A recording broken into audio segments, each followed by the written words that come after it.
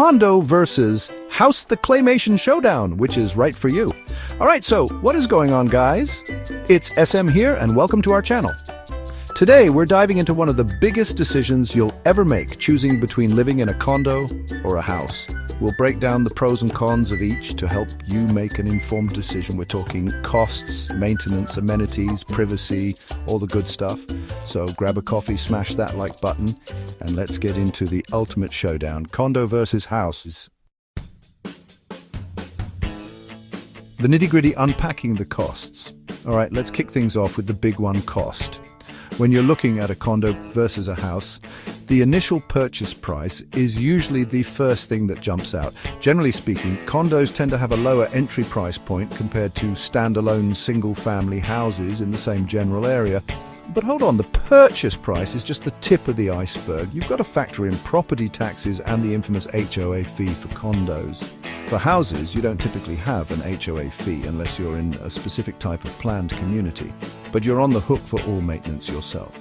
Ultimately, a seemingly cheaper condo might end up having a similar or even higher monthly outlay once you factor in a high HOA fee. It's about doing the math and seeing what your actual total monthly payment would look like for each option. Who fixes what? The maintenance maze. Maintenance is a huge factor between condos and houses. Condos often cover exterior maintenance through HOA fees. This includes landscaping, snow removal, and roof repairs, a relief for many. Inside your unit, it's your responsibility. For houses, all maintenance is on you. From leaky faucets to driveways, it's your responsibility. Homeowners need an emergency fund for repairs. Perks of the place: amenities galore or not. All right, let's talk about the fun stuff. Amenities. This is where condos often shine. Many condo developments come packed with amenities included as part of your HOA fees.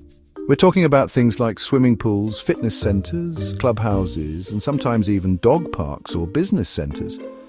The beauty of this is that you get access to these facilities without having to personally install or maintain them. This can be a huge selling point, especially if you value these kinds of conveniences. Now, when you own a house, your amenities are generally private and self-funded. If you want a pool in your house, you have to pay to install it, clean it, and maintain it. The advantage here is total privacy and control. With a condo, you get access to potentially grander, more varied amenities for a shared cost. But you do have to share them. With a house, if you want an amenity, you bear the full cost and responsibility, but it's exclusively yours. Think about your lifestyle and what truly adds value to your daily life.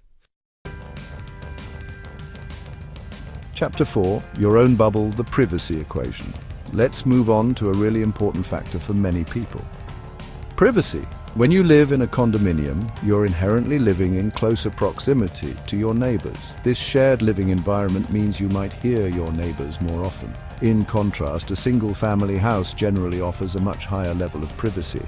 You don't share walls with neighbors, giving you a buffer against noise. So when you're thinking about privacy, consider your tolerance for noise and neighborly interactions. All right, let's talk about space. Both the amount of it and how you can use it. Generally, single-family houses tend to offer more square footage than condos, both indoors and outdoors. This extra space in a house provides more room for families to grow, for hobbies, for storage, and for entertaining larger groups. Plus, you usually get that outdoor space, a yard for gardening, for kids to play, for pets to roam, or for hosting barbecues. Condos, on the other hand, are typically more compact. While you can find large, luxurious condos, the average unit will offer less square footage than the average house. The other big difference regarding space and layout is customization. When you own a house, you generally have much more freedom to modify and renovate the space to suit your needs and tastes. Chapter 6. Neighbors and Nightcaps, the Community Vibe. Let's delve into the community and social aspects of living in a condo versus a house. Condominium living tends to foster a more communal experience. You're sharing common spaces, amenities, and often you're part of an HOA, which involves meetings and collective decision-making. Living in a single-family house can offer a different kind of community experience, often one that you have to more actively cultivate. Some people prefer this level of separation, valuing their privacy and choosing when and how to interact with their neighbors. Now let's talk about something near and dear to my heart: investment potential. When you're buying a property, whether it's a condo or a house, you're not just buying a place to live, you're making a significant financial investment. Historically, single-family houses have often appreciated at a slightly faster rate than condos, on average across the broader market. With a house, you own the land it sits on, and land itself is a valuable finite resource that tends to appreciate over time. Condos, you own your unit and a share in the common elements, but not a specific parcel of land in the same way. However, this is a generalization, and market dynamics are key. In some high-demand urban centers, condos can appreciate very well, especially if they're in prime locations with strong job growth and limited new construction. The specific location, the quality of the building, the desirability of the neighborhood, and overall market conditions play a massive role.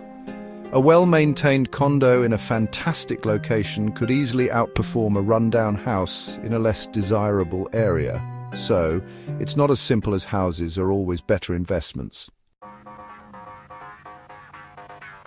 Alright, let's talk about a classic real estate mantra: location, location, location. Condominiums are frequently found in more urban, densely populated areas closer to city centers, business districts, entertainment hubs, and public transportation. This urban-centric placement of many condos can be a huge advantage if you value a short commute to work, easy access to restaurants, shops, theaters, and a generally more walkable lifestyle. Single-family houses, on the other hand, are more commonly found in suburban or even rural areas. These locations often offer more space, quieter environments, and are perceived as being more family-friendly, with better access to parks and potentially different school districts. The trade-off for this space and tranquility is often a longer commute to urban job centers and less walkability to amenities. It's about what kind of environment you want to come home to every day. So when you're weighing condos versus houses, think hard about your daily routine and what's important to you in terms of location and convenience. Let's get into the rules and regulations, because this is a biggie, especially when we're talking about condos and their homeowners associations, HOAs. When you buy a condo, you're not just buying your unit, you're buying into a community governed by a set of covenants, conditions and restrictions, or CC and RRs. These are legally binding rules that dictate what you can and cannot do with your property and in the common areas.